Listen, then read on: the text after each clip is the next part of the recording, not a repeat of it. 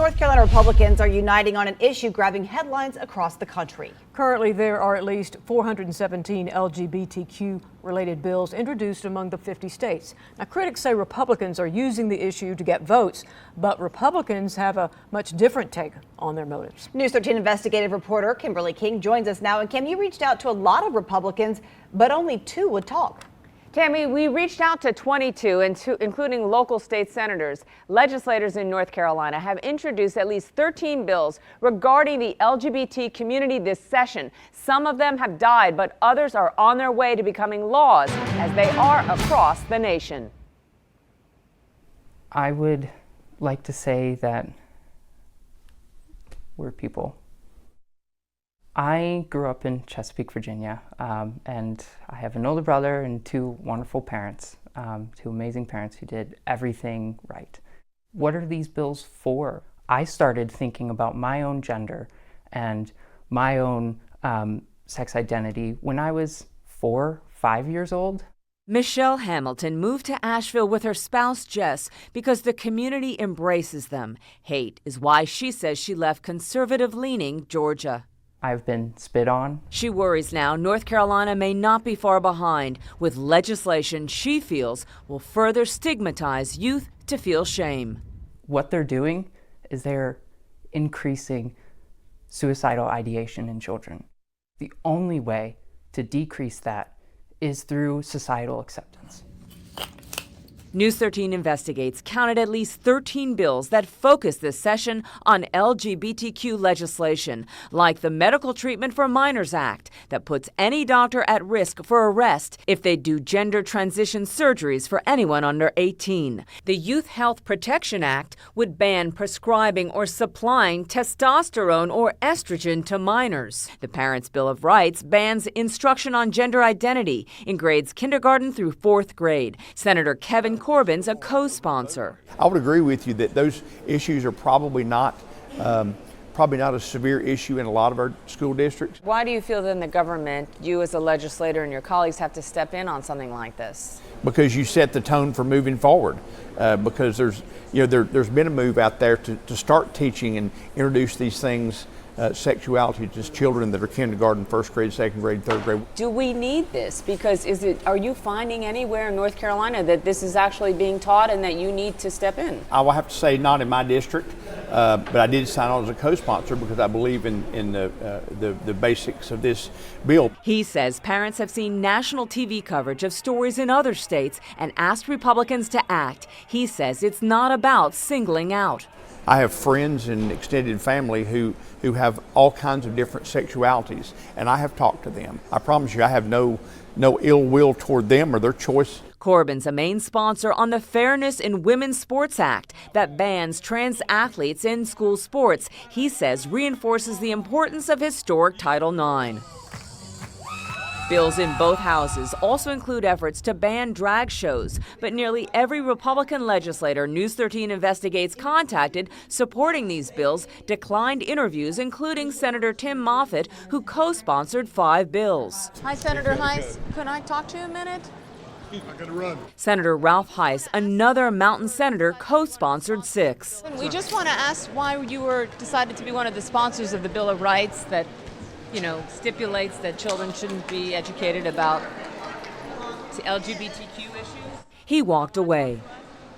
Representative Mark Pless, a Republican serving in the House, did talk with us, answering why Republicans feel they must step in to ban gender transition surgeries for minors. Why do you, Representative, feel that yourself and other legislators should be injecting yourselves into what is a family decision?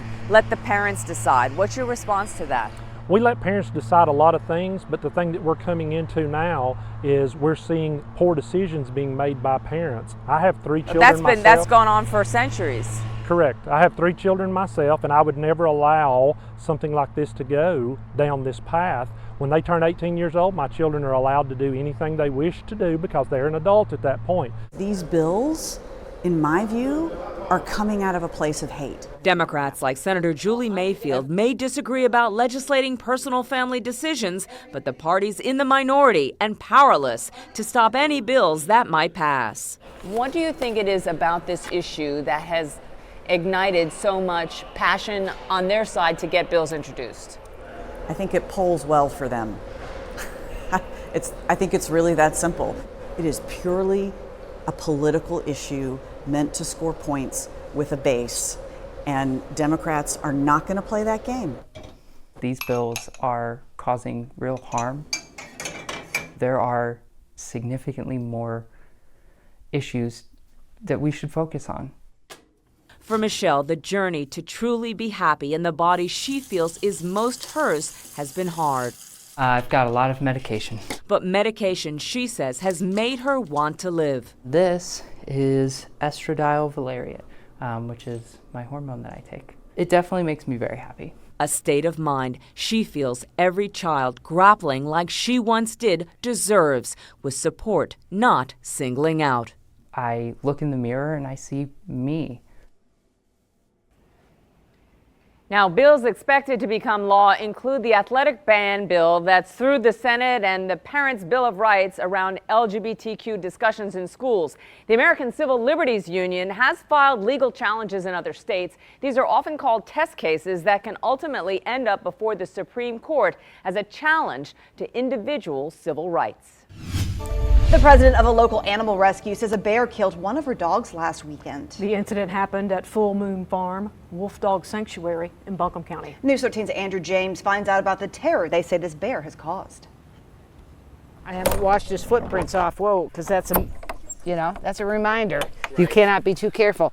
A visual reminder for Nancy Laporta of the ongoing dangers she says her wolfdog sanctuary and rescue is facing from a bear. I've caught him eating out of buckets, sticking his head through the fence and eating out of buckets. I have broken buckets. I have broken snaps because he pulls them off. She shared these photos of bears on her property and showed us the damage done to her fencing, sheds, and food bowls. I don't want to kill anything. That's what's been the hardest part. I could have got him a couple times, but it's like, I'm in the rescue business. I don't want to kill anything. I open doors and let bugs out. But this is war. But everything changed last weekend when a bear encounter turned deadly. Laporta tells me a 12-year-old rescue dog named Honey was killed when the bear broke into one of the pens outside her house.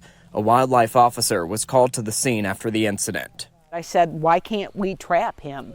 And the statutes read that he has to break into a building or a car that's inhabited by people. What's going to keep this animal from taking me down? Laporta is now taking matters into her own hands, installing new electric fencing in hopes of keeping the bear out, and taking shifts monitoring her property and animals with the help of friends. I sleep with a firearm. I get up every 2 hours. I've had folks come and sit in a truck up here waiting for him to come in. Still, she believes something must change to keep a similar incident from happening to one of her neighbors. This has created a level of terror that I swear another human being should not have to experience. Here's point in time count showed almost 600 people are currently experiencing homelessness in Asheville and Buncombe County. That number is down from last year, but higher than before the pandemic. The report comes as Buncombe County has a new plan to handle the issue. News 13's Taylor Thompson walks us through what they're doing to mitigate the crisis.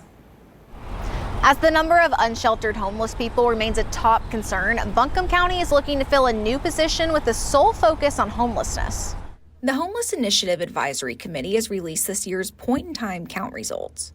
Overall, the 2023 count identified 573 people who were experiencing homelessness on that night. The point-in-time count, a federally required effort to provide a census of people experiencing homelessness, showed 402 people in shelter and 171 people unsheltered. Our total population hasn't changed that much if you look at the 2020 total and the 2023 total, but where folks are has changed. Back in 2020, there were 65 unsheltered people. Now in 2023, there are 171 unsheltered people. Still almost 3 times as high as our unsheltered count prior to the pandemic. In the midst of a significantly high number of unsheltered people, the county is working to hire a homelessness program manager.